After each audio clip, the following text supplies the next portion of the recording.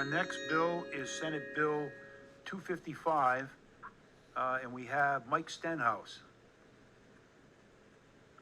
Good evening, Mr. Chairman. Thank you for time. Good evening, committee members. I'll be brief. I'm here to speak on Senate Bill 255. I believe we were the first group last spring to call on the General Assembly to provide its constitutionally or statutorily allowed oversight of executive branch emergency management and executive orders. But the General Assembly chose not to deliberate or consider any questions about executive branch decisions.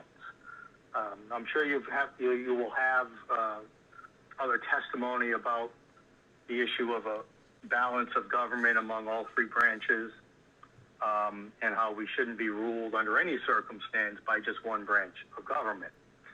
And you have testimony to that effect from me and written testimony from one of our board members, Judge Robert Flanders, who, as most of you know, was a former Associate Justice of the Rhode Island Supreme Court. But I'd like to focus on a different aspect of all this.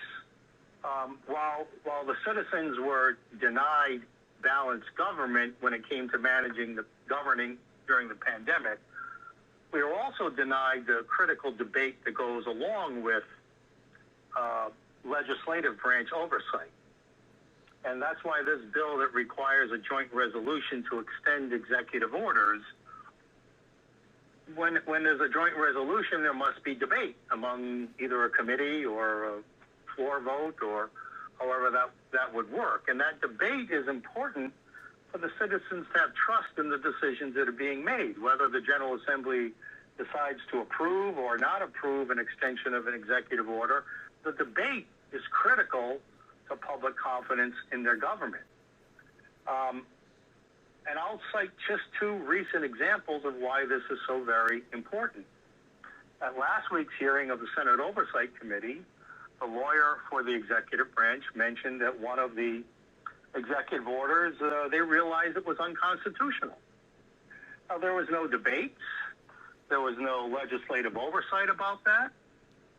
Unconstitutional acts, many of which we believe happened during the pandemic, but there was no challenge, there was no debate, there was no deliberation over what the pros and cons of that is. Is this a proper time or not? So that's one, constitutional rights. And in fact, in Judge Flanders' testimony, you will see that he says that in granting these emergency powers, the statutes demand that the executive branch act with restraint and moderation with strict regard to the rights of the people.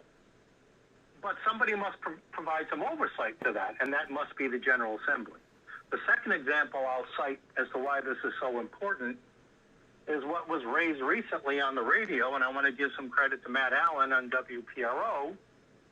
The Governor McKee recently responded, well, why are we still having emergency orders? And he talked about, well, we don't want to lose federal money.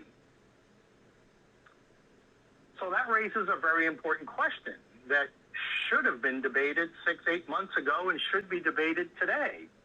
Are we extending these executive orders and emergency management because of medical reasons or because of monetary reasons?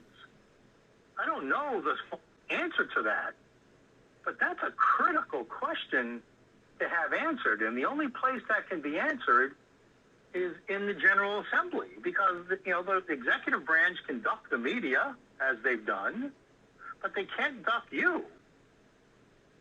When you hold a hearing and you bring witnesses forward, they must answer questions like this. I mean, to think that jobs being canceled, businesses being shut down, lives being lost, students falling behind because of disinflation, because of money and not medical reasons, that's a critical question that needs debate. So in supporting this legislation, this would demand that the General Assembly weigh in and either approve or not approve by joint resolution extension of executive orders, but the debate that goes along with those decisions is what's critical for the public, because so many people have lost faith in what seemed very arbitrary and unscientific decisions that were made by the executive branch.